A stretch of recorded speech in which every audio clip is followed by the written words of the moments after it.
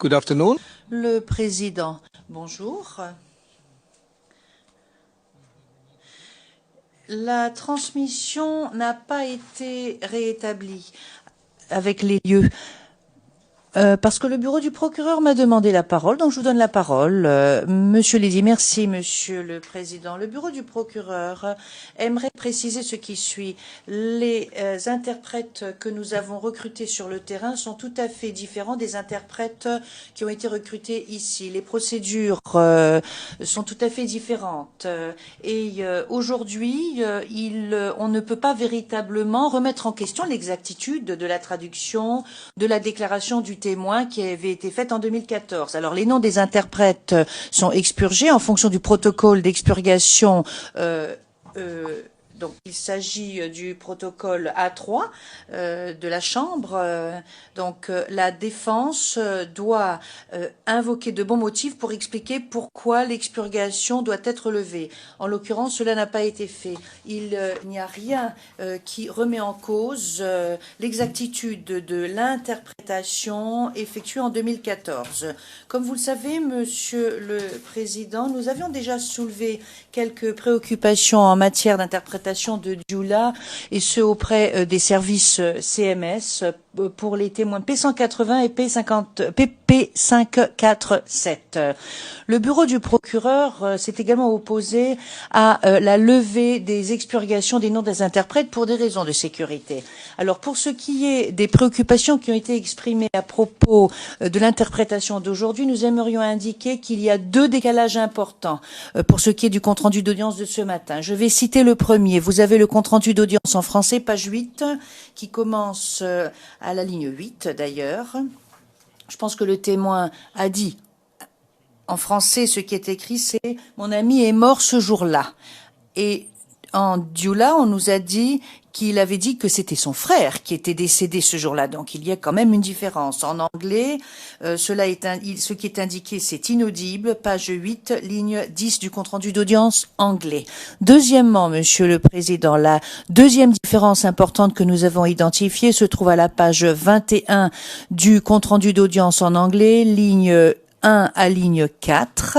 Il est indiqué en anglais que le témoin avait dit que c'était une femme baoulée, que cette femme avait dit que lorsqu'il avait été tué, ils avaient appelé un enseignant, un professeur, et qu'ils avaient demandé des documents, et qu'à cet endroit où il vendait du charbon, il avait laissé ces documents. À la page 21, ligne 15 à 16 du compte-rendu d'audience français, il est écrit, donc cette femme a indiqué le moment où il a été tué, elle a fait appel à un enseignant. Alors nous comprenons que le terme doit être le terme d'assaillant et non pas d'enseignant. Voilà les deux différences importantes, Monsieur le Président. Il vous appartient d'en décider de ce que nous allons faire pour ce qui est de l'interprétation de terrain. Nous espérons pouvoir, grâce à la représentation légale des victimes, avoir des rapports au sujet des différences de traduction. Le Président, je vous remercie. Monsieur Carnero Rojo. Monsieur Carnero Rojo. Merci, Monsieur le Président. Nous avons également étudié pendant la pause déjeuner le compte-rendu d'audience et nous sommes entièrement d'accord avec ce que vient de nous dire le représentant du procureur. Mais ce que nous avançons, c'est qu'il y a également des petits détails. En fait, pas des petits détails. Lorsque l'on prend globalement la teneur de la déposition, elle a bien été interprétée. Alors, point n'est besoin d'envisager des mesures spéciales, parce que nous avons lu les questions de suivi qui ont été posées aux témoins et les réponses qu'il a apportées nous permettent de préciser suffisamment le dossier. À cet égard, Monsieur le Président, pour ce qui est de ce témoin, sa situation est semblable aux différences entre l'original et la transcription traduite, pardon, comme cela s'est passé dans le cas d'autres témoins, le témoin P625 par exemple. Il y avait des décalages importants entre les comptes rendus d'audience anglais et français. Et vous aviez indiqué, Monsieur le Président, que les parties et participants devraient rencontrer ou doivent rencontrer le greffier pour pouvoir envisager une procédure qui permettra d'identifier et de corriger les erreurs. Donc nous pensons que la même procédure devrait être appliquée en l'espèce pour ce qui est de ce témoin. Si nous prenons en considération d'autant plus que mon collègue ou mon confrère de la Défense a dit avant la pause déjeuner que l'enregistrement en Dioula est disponible. Donc je pense qu'il faudrait avoir l'enregistrement original en Dioula. Et ainsi, l'on pourrait présenter des propositions de correction pour le compte-rendu d'audience anglais et français. Donc, en un mot commençant, Monsieur le Président, nous ne pensons pas que l'interprétation est d'une qualité qui serait telle qu'il faudrait envisager des mesures spéciales. Mais bien entendu, nous continuerons à vous tenir informés ainsi que les parties et participants s'il venait à y avoir des décalages ou des différences importantes entre l'original et les versions traduites de la déposition du témoin. Le Président, je vous remercie. La défense de Monsieur Gbagbo. Maître Rocher. Monsieur le Président. Premièrement, alors, la seule raison qui a été citée par le procureur pour justifier que l'on ne donne pas l'identité et les diplômes de l'interprète est une raison de sécurité. En tant que Conseil de la Défense, je pense qu'on peut nous faire confiance puisque nous avons un devoir vis-à-vis de la Cour. Alors, s'il s'agit d'interprètes qui travaillent sur le terrain, il y a des mécanismes que l'on peut envisager qui sont permis par la Cour. Par exemple, le passage à huis clos partiel. Donc, si je venais à poser des questions à ce sujet. En ce qui concerne ce témoin particulier, nous n'avons pas de transcription littérale de l'entretien. Nous n'avons même pas une déclaration en Dioula. Tout ce que nous avons, c'est une déclaration en français. Donc, nous, en tant que défense, nous ne disposons pas des outils qui nous permettraient d'enquêter ou de mener à bien une enquête sur l'exactitude de cette déclaration parce que nous n'avons pas le compte-rendu ou la transcription comme nous l'avons pour certains témoins. Donc, il est important pour nous de connaître l'identité et les diplômes de l'interprète parce qu'ils ne peuvent pas dire parce que nous n'avons pas démontré ou prouvé quoi que ce soit, point n'est besoin de creuser la question ou d'approfondir la question parce que le fait est que nous ne disposons pas des outils nécessaires. Mais il est également inexact de dire que point n'est besoin de remettre en cause l'interprétation sur le terrain. Parce que nous avons tous lu la déclaration en question et nous avons tous entendu les propos tenus par le témoin. Et on ne peut certainement pas dire qu'il y a convergence entre la déclaration et la déposition du témoin. Et contrairement à ce que mon estimé confrère de l'accusation a déclaré, il a lui-même fourni des preuves indiquant qu'il se pourrait qu'il y ait un problème d'interprétation sur le terrain, parce que vous vous souviendrez peut-être, Monsieur le Président, que j'avais soulevé une objection lorsqu'il voulait faire référence à la déclaration. Vous aviez décidé qu'il pouvait faire référence à la déclaration, Monsieur le Président. Ensuite, il a fait référence à une ligne de la déclaration où le témoin disait que les gens qu'il avait vus portaient des armes. Des armes, de véritables armes, par opposition à des pierres. Et cela après la déposition, après le moment où le témoin avait indiqué qu'il avait vu des gens jeter des pierres, vous avez posé la question, Monsieur le Président, au témoin, vous lui avez demandé est-ce qu'ils portaient d'autres armes, est-ce qu'ils avaient d'autres armes, à part, hormis ces pierres et ces cailloux, et le témoin a indiqué qu'il ne les avait pas vus porter d'autres armes. Donc là, vous avez une contradiction flagrante entre la déclaration et les propos tenus par le témoin pendant la déposition, et c'est en fait l'accusation d'ailleurs qui a soulevé cette question, ce n'est pas nous qui avons soulevé ce problème. Donc je pense qu'il existe un véritable sujet de préoccupation pour ce qui est de l'interprétation. Parce que s'il y avait eu des problèmes d'interprétation pendant la procédure, s'il y a des problèmes d'interprétation pendant la procédure, cela ne fait qu'exacerber les problèmes qui auraient pu exister au moment où la déposition, la déclaration a été faite. Donc il est extrêmement pertinent que la défense puisse poser des questions au sujet de l'interprétation pour ce qui est de ce témoin précis. Et à cette fin, si nous apprenions l'identité de l'interprète, ainsi que ses qualifications et ses diplômes, nous pourrons voir si cet interprète vient de cette région ou s'il n'est pas de la région. Nous pourrons voir s'il existe des liens entre l'interprète et le témoin. Nous pourrons également voir s'il s'agit bien de cet interprète qui a relu la déclaration au témoin ou s'il s'agissait d'un autre interprète. Alors nous ne savons pas ce qu'il en est au sujet des diplômes. Est-ce que ces qualifications peuvent être remises en question ou non? Enfin, si cela est le cas, là nous aurons un problème immédiat.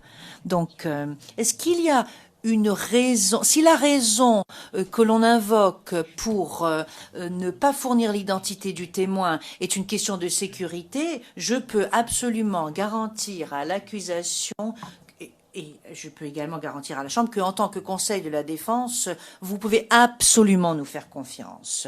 Un petit moment, puisque l'on vient juste de me passer une note.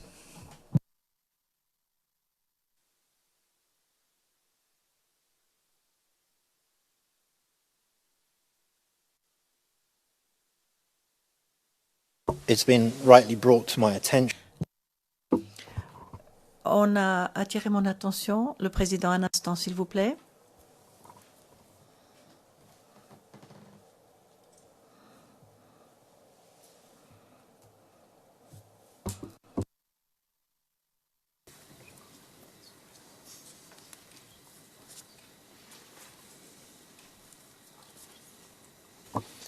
Please go ahead. Le président, veuillez poursuivre. Maître Shea, on vient d'attirer mon attention sur le fait que, du point de vue de la préparation de la défense et afin de se préparer à l'affaire, il ne s'agit pas d'un cas isolé avec ce témoin. C'est un problème récurrent qui s'est déjà produit avec d'autres témoins et qui pourrait se reproduire à l'avenir. C'est pourquoi il peut y avoir un effet cumulé vers la fin de l'affaire. Donc, nous demandons à la Chambre de ne pas examiner la question du point de vue isolé, car nous estimons que nous devons disposer des éléments nécessaires pour préparer notre défense. Le président, en effet, je pense qu'il ne s'agit pas d'une question isolée. C'est pourquoi nous prenons cela tout à fait au sérieux et nous demandons l'avis de l'ensemble des parties, car c'est un sujet qui dépasse la portée de ce témoin-ci. Maître Knops. Monsieur le Président, j'ai deux remarques.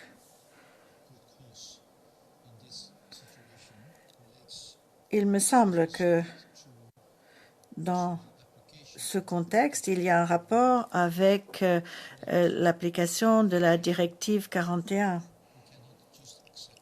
Sans pouvoir vérifier, nous ne pouvons pas tout simplement accepter de voir le témoin confronté à sa déclaration en disant que la déclaration contredit ce que le témoin aurait dit, par exemple, en salle d'audience. Si nous ne connaissons pas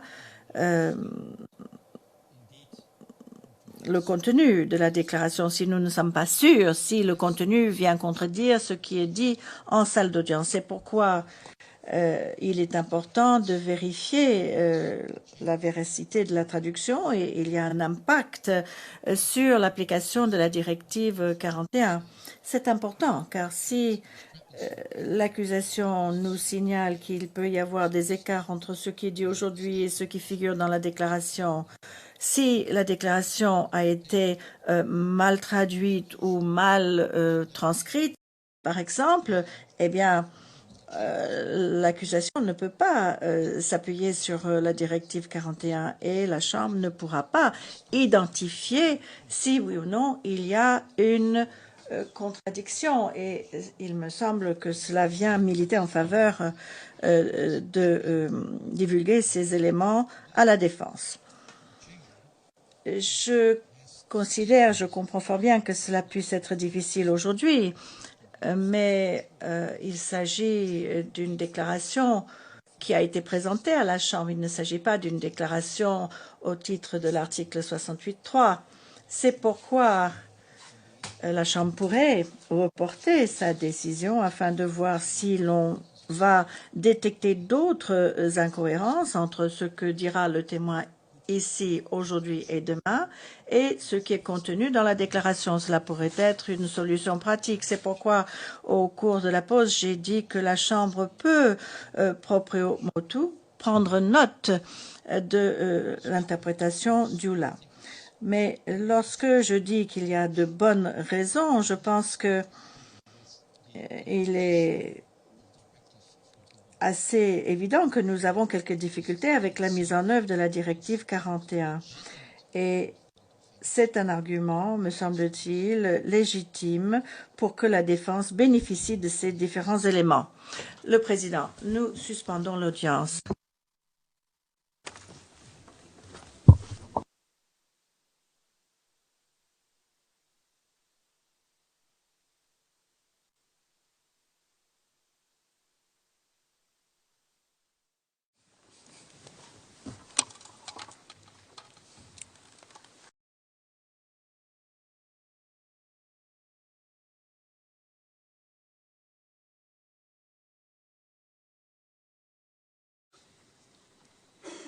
No, not yet. After, as soon as we're finished.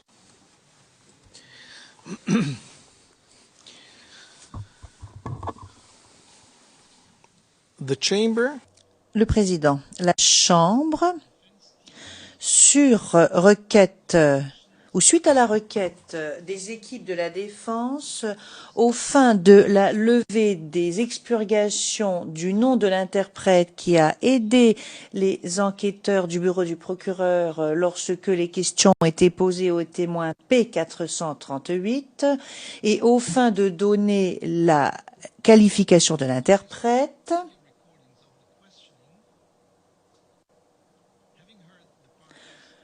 ainsi que les enregistrements des questions qui ont été posées, après avoir entendu les parties, décide de ce qui suit. Conformément au protocole d'expurgation accepté par toutes les parties, dans la catégorie A3, eu égard aux traducteurs et aux interprètes, entre autres, les noms sont expurgés à moins qu'il ne soit pertinent pour la préparation de l'autre partie. En l'occurrence, la Chambre conclut que la défense n'a pas démontré la pertinence à obtenir l'information requise. En conséquence, la requête aux fins de lever des expurgations de l'identité de l'interprète ainsi que de ses qualifications sont rejetées. Eu égard à l'enregistrement audio de l'entretien ou de l'audition, la Chambre a été informée qu'il n'existe pas. Nous allons donc poursuivre et reprendre le fil des questions posées par le bureau du procureur aux témoins. J'aimerais juste vous dire, monsieur, qu'il nous reste un quart d'heure, puis nous aurons une pause et nous reprendrons à 15h30 pour le troisième volet d'audience. Monsieur le procureur, je vous en prie. Monsieur Daly, merci, monsieur le président. Monsieur le témoin, avant la pause, nous étions en train de parler de la mort de votre ami Mamadou Niakate.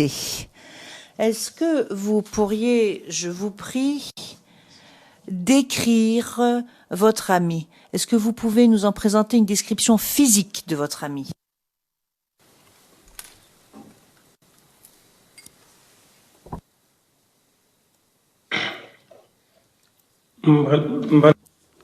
C'est mon ami, c'est mon parent.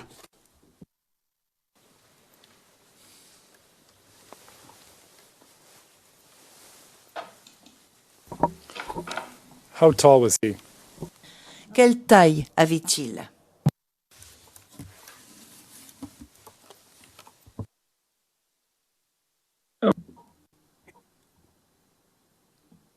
Je n'ai pas. Il était un peu plus grand que moi-même.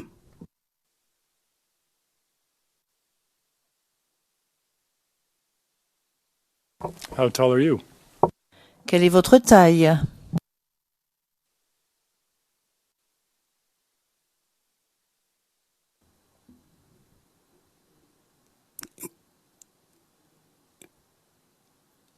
Moi, je mesure 1,90 m.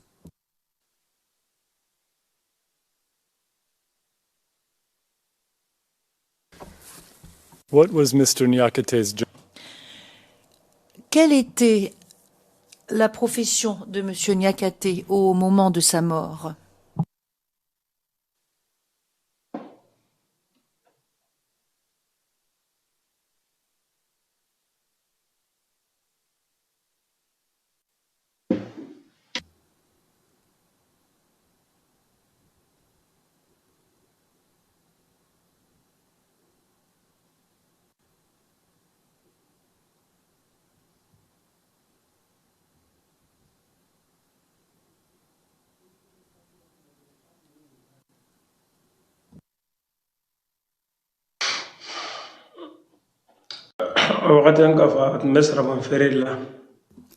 Il vendait du charbon.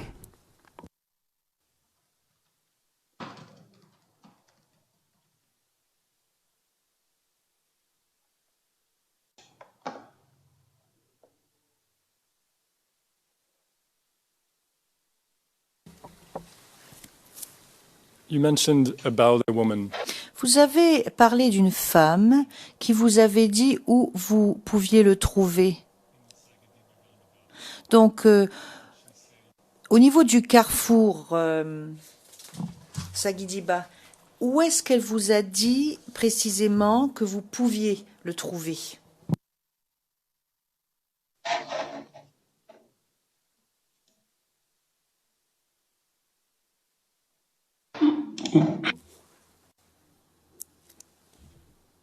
Cette femme, elle est au quartier de Kouré.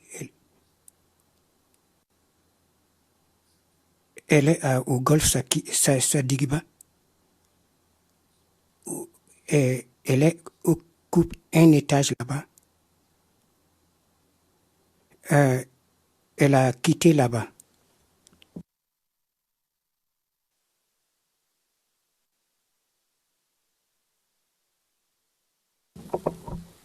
Mr. Witness, my question. Monsieur le témoin, ma question était comme suit. Où exactement vous a-t-elle dit que vous pouviez trouver Monsieur Niakate au carrefour Sagidiba ce jour-là?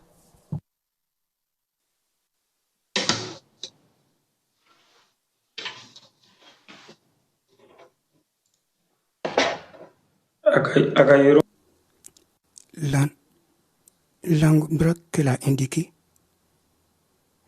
et Gassous, elle dit qu'il y a une boule là-bas, où il y a un regard là-bas, là où on joue les boules, et que on peut trouver le corps à côté du parking. Et c'était pas loin de là-bas.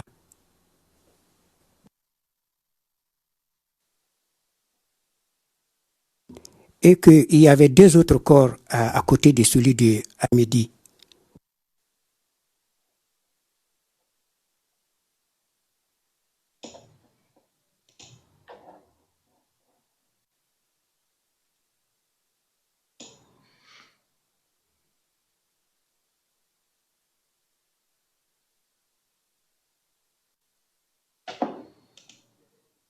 You mentioned a phone booth earlier. Vous avez fait référence à une cabine téléphonique un peu plus tôt. Alors, qu'est-ce qu'elle vous a dit qui lui était arrivé au niveau de cette cabine téléphonique ou dans cette cabine téléphonique?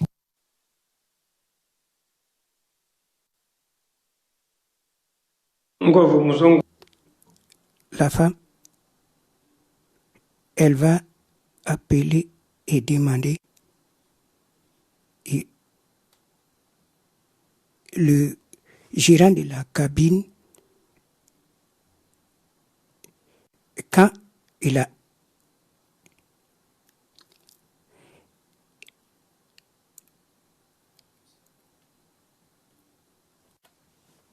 il dit que Amédée a appelé dans une cabine et que sa mort est survenue suite à cet appel est dans cette cabine. Le gérant de la cabine ayant dit qu'il était un assaillant.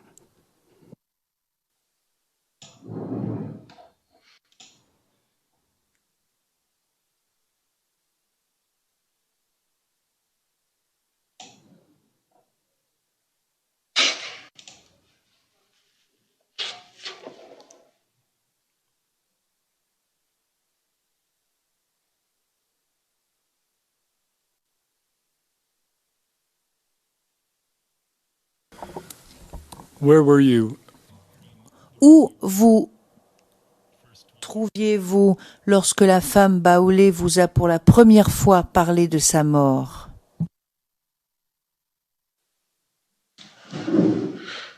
Et au parking du quartier Doucouré.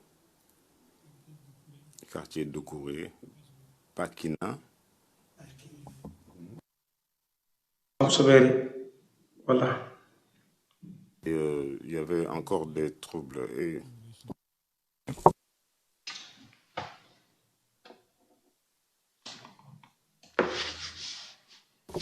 Where is that in relation to?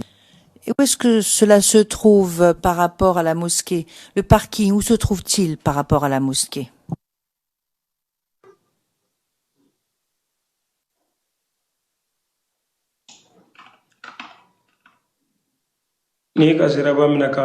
sur la grande route, le parking,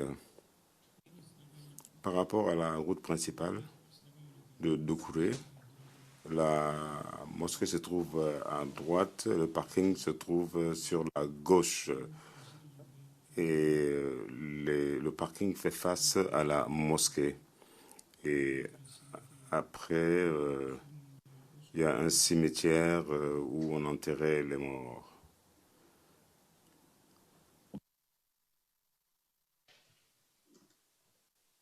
And we'll get to that. Alors, nous allons en parler de cela plus tard, mais pour le moment, est-ce que vous pouvez nous dire quelle route vous avez empruntée pour arriver jusqu'à Sagidiba à partir du parking?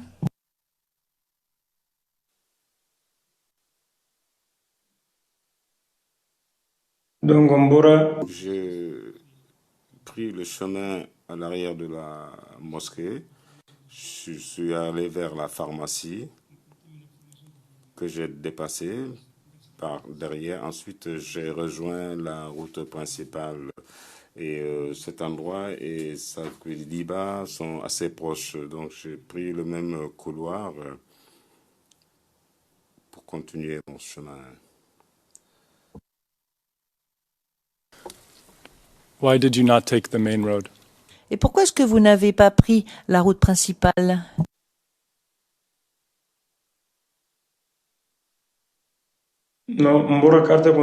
J'étais dans le quartier, je n'ai pas emprunté la route principale.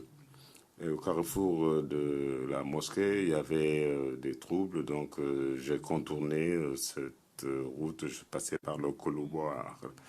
On était deux, j'étais en compagnie d'un ami, et ensuite nous sommes retournés par le même chemin.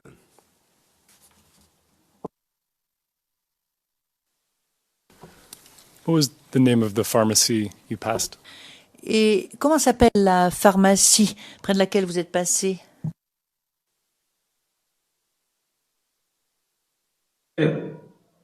pharmacie ngoni fait face à l'antenne.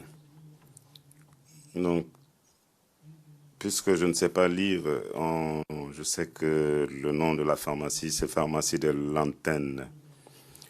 Peut-être qu'il y a un autre nom, mais moi, le nom que je connais, c'est pharmacie de l'antenne.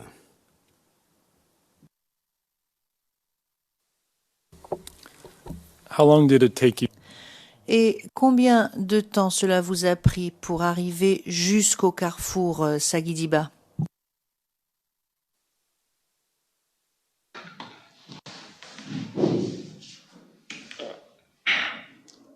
comme mɔgɔ bɛ taa Étant donné que tout le monde ne marche pas à la même vitesse, que certains peuvent couvrir ça en 4 minutes, d'autres en 5 minutes, mais la distance n'est pas très éloignée.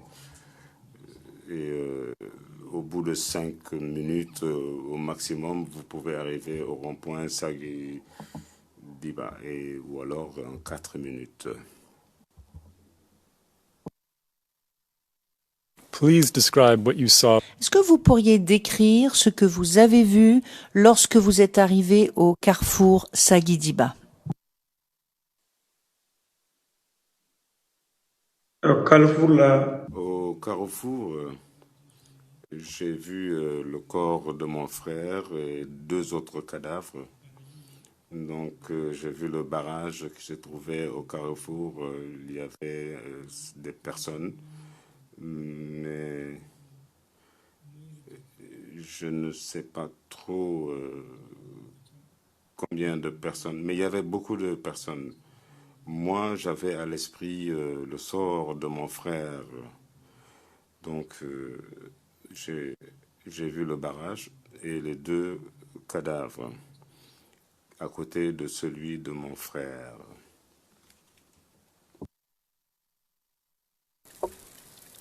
And how did you know it? Et comment est-ce que vous saviez qu'il s'agissait du corps de votre frère?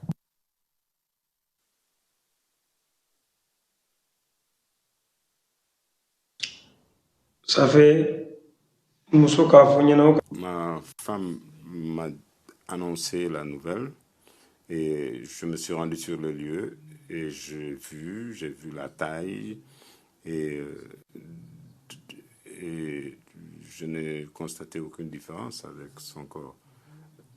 Et je suis arrivé à l'endroit où on l'a brûlé et on m'a dit qu'il était là-bas. Je suis arrivé et j'ai vu, et il y avait une différence entre lui et les 2 autres cadavres. Donc j'ai regardé le cadavre et je ne tenais plus vraiment.